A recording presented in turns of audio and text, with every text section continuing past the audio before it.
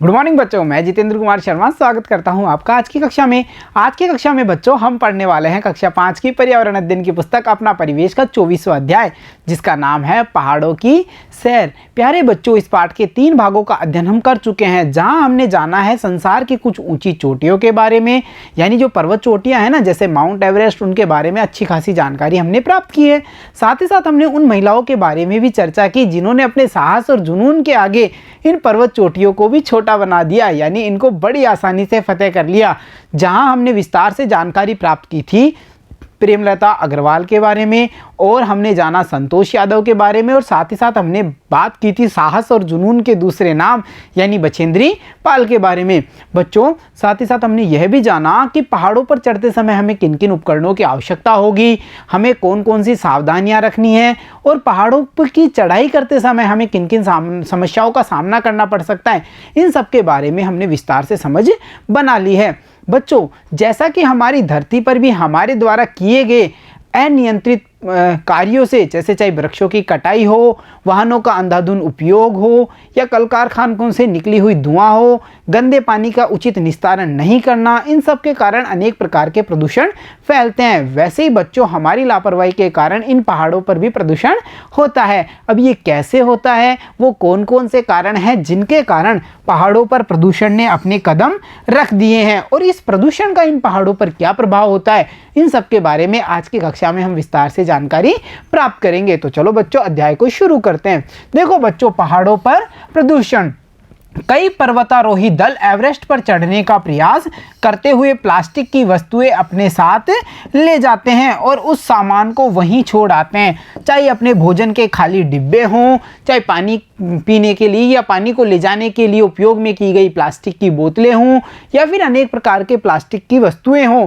यह पर्वतारोही दल एवरेस्ट पर चढ़ते समय इस सारे सामान को अपने साथ में ले जाते हैं और वापसी के समय इस पूरे सामान को वहीं छोड़ करके आ जाते हैं। बच्चों, इससे क्या होता है, इसकी जो स्थिति उत्पन्न होती है उसको आप यहाँ पर देख पा रहे हैं, यानी पहाड़ों पर कितना सारा कचरा जमा हो गया है। तो हम कह सकते हैं कि इस प्रकार पहाड़ों पर कचरा बढ़ता जाता है, और ऐसे ही एवरेस्ट पर भी कचरा बढ़ रहा है, वहाँ के पर्यावरण को नुकसान पहुँच रहा है। अब बच्चों, इस प्लास्टिक से या इस कचरे से वहाँ के पर्यावरण को क्या नुकसान हो रहा है, या उसके क्या क्या परिणाम हमको देखने को मिल सकते हैं, उनके बारे में चर्चा करते हैं कुछ आसान से प्रश्नों के माध्यम से। देखो, सोचिए और बताइए में। बच्चों, पहाड़ों पर कचरा बढ़ने से क्या क्या नुकसान है। तो देखो बच्चों, पहाड़ों पर कचरा बढ़ने से वहाँ का जो पर्यावरण है वो प्रदूषित हो जाता है। साथ ही साथ बच्चों, यह जो प्लास्टिक होती है या प्लास्टिक की वस्तुएं होती हैं वो जल्दी से या शीघ्रता से नष्ट नहीं होती हैं, जिसके कारण क्या होता है, पहाड़ों पर जमी हुई बर्फ है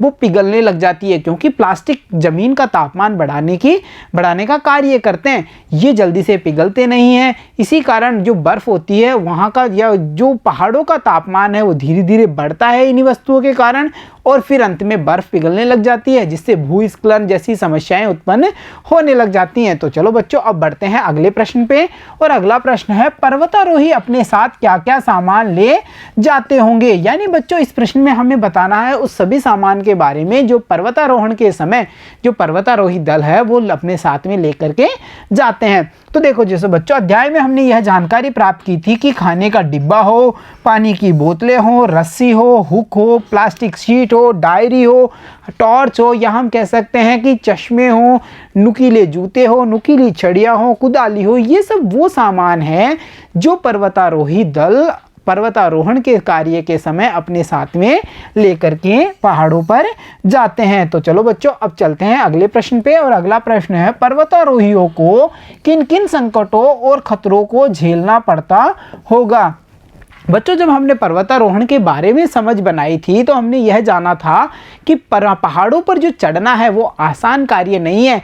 इस कार्य के दौरान कई सारी समस्याओं का हमें सामना करना पड़ता है।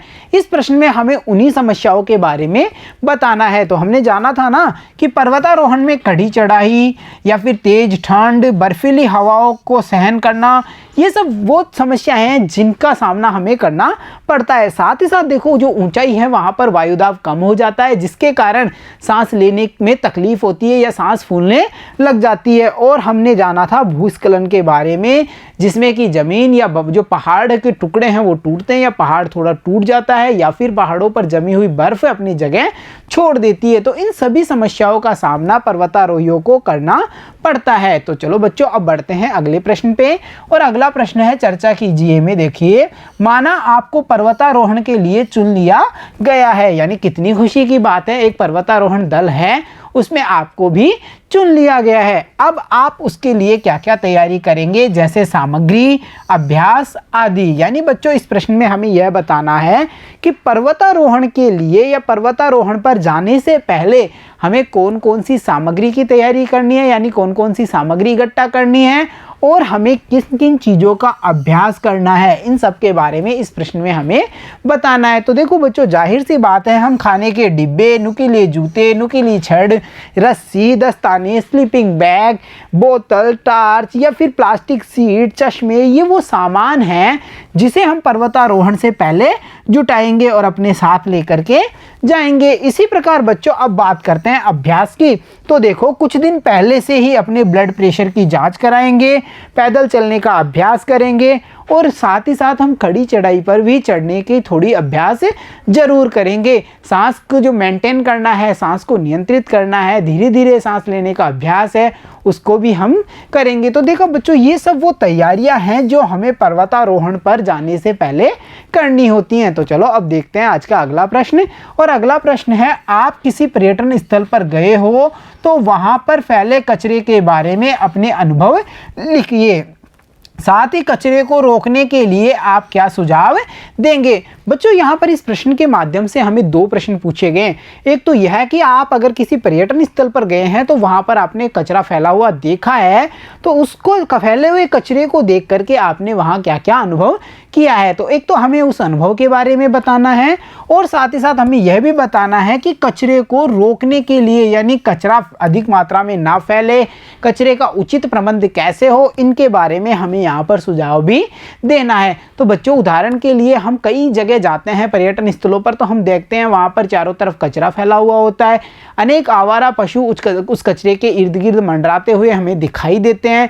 इस कचरे से कई सारे मक्खी मच्छर जैसे जीव पैदा होते हैं और साथ ही साथ इस कचरे से आने वाली जो दुर्गंध होती है उससे भी वहाँ पर आने जाने वाले लोगों या सैलानियों का जो जीना है, या कह सकते हैं कि उनको सांस लेने में भी तकलीफ होती है, उन्हें असहनीय दुर्गंध का सामना करना पड़ता है। तो ये वो अनुभव है जो हमने कचरे को फैला हुआ देखा और उससे प्राप्त किया। अब बच्चों, इसका हम निस्तारण कैसे कर सकते हैं, यानी इसको रोक कैसे सकते हैं। तो देखो बच्चों, सबसे उचित प्रबंध होता है कि लोगों को जागरूक किया जाए कि आप कचरे को कचरा पात्र के अंदर ही डालें। साथ ही साथ अगर नगर निगम या नगर पालिका जैसी संस्थाएं वहां कार्यरत हैं तो हम उन संस्थाओं से अनुरोध करेंगे कि समय समय पर वहां पर साफ सफाई का विशेष ध्यान रखा जाए। तो बच्चों, ये वो तरीके हैं जिनके द्वारा हम कचरे को फैलने से रोक सकते हैं। तो देखा बच्चों, हमने अध्याय के अध्ययन को गहनता से किया और कितने सारे अभ्यास प्रश्नों को बड़ी आसानी से हल किया है। तो अब समय है बच्चों कि पहाड़ों की सैर नामक अध्याय से हमने क्या क्या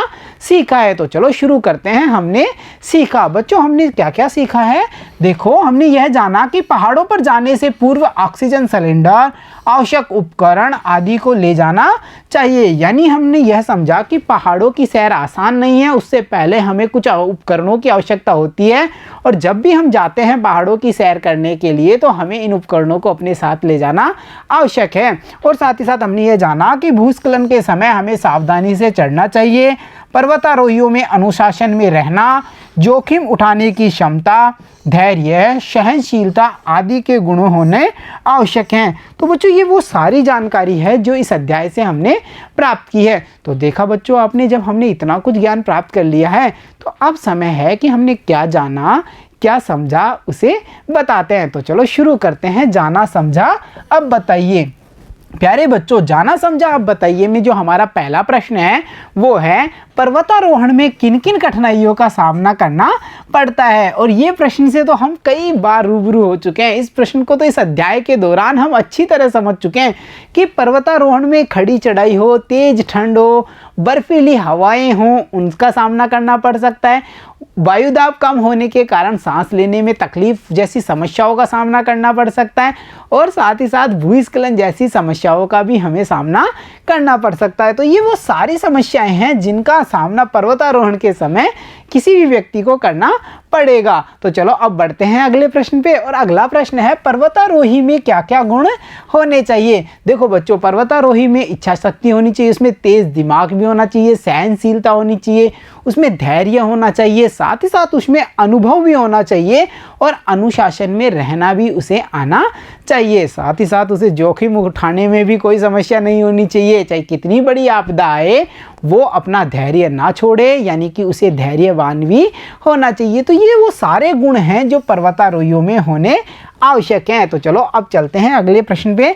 अगला प्रश्न है, विश्व की कुछ पर्वत चोटियों के नाम लिखिए। बच्चों, जैसे हमने जाना था कि संसार की सबसे ऊंची पर्वत चोटी माउंट एवरेस्ट है, वैसे ही आप बताइए इस प्रश्न में कि और कौन कौन सी पर्वत चोटियां इस विश्व में, इस संसार में हमें देखने को मिल सकती हैं। तो बच्चों, जैसे उदाहरण के लिए देखिए, हम लिख सकते हैं चाहे माउंट एवरेस्ट हो, माउंट मैकिन्ले हो, कंचनजंगा हो, या फिर माउंट इलब्रस हो, या फिर गॉडविन ऑस्टिन हो, या फिर माउंट एकांगुआ हो। ये सब संसार की ऊंची पर्वत चोटियां हैं जिनके नाम हमने यहाँ पर देखे हैं। बच्चों, अब चलते हैं आज के हमारे अगले प्रश्न पे। और हमारा अगला प्रश्न है, पर्वतारोही को ऑक्सीजन सिलेंडर की आवश्यकता क्यों होती है। देखो बच्चों, इस प्रश्न के बारे में हमने विस्तार से समझ बनाई थी कि पहाड़ों पर चढ़ाई करते समय ऊंचाई के साथ साथ जो वायुदाब है वो कम हो जाता है, जिसके कारण क्या होता है कि सांस लेने में कठिनाई आती है। इसीलिए इस समस्या से बचने के लिए जो पर्वतारोही हैं उन्हें अपने साथ ऑक्सीजन सिलेंडर ले जाने की आवश्यकता होती है। तो देखा बच्चों, हमने कितनी आसानी से कितने सारे प्रश्नों को हल किया है। तो अब समय है इस अध्याय से हमने क्या सीखा, यानी कि आज की शिक्षा देखने का। तो हमारी आज की शिक्षा है, सार्वजनिक स्थलों की स्वच्छता हमारा कर्तव्य है। चाहे पहाड़ हो, चाहे हमारे स्मारक हो, हमारी विरासतें हों, चाहे महल हो, किले हों, कोई भी, चाहे बस स्टैंड हो, कोई भी सार्वजनिक स्थल हो बच्चों, उसकी साफ सफाई, उसकी स्वच्छता का जो दायित्व है वो हमारा ही है। हमें ऐसा कोई कार्य नहीं करना चाहिए कि इन खूबसूरत से स्थानों की जो सुंदरता है वो प्रभावित हो। हमें हमारी नैतिक दायित्वों को निभाते हुए इन स्थानों पर स्वच्छता का पूरा पूरा ध्यान रखना चाहिए। तो प्यारे बच्चों, देखा आपने, जो पहाड़ों की सैर है उस अध्याय में हमने वास्तव में पहाड़ों की सैर की है और पहाड़ों के बारे में कितना सारा ज्ञान प्राप्त किया है। तो प्यारे बच्चों, आज की कक्षा में इतना ही। मिलता हूँ आपसे अगली कक्षा में, तब तक के लिए धन्यवाद बच्चों।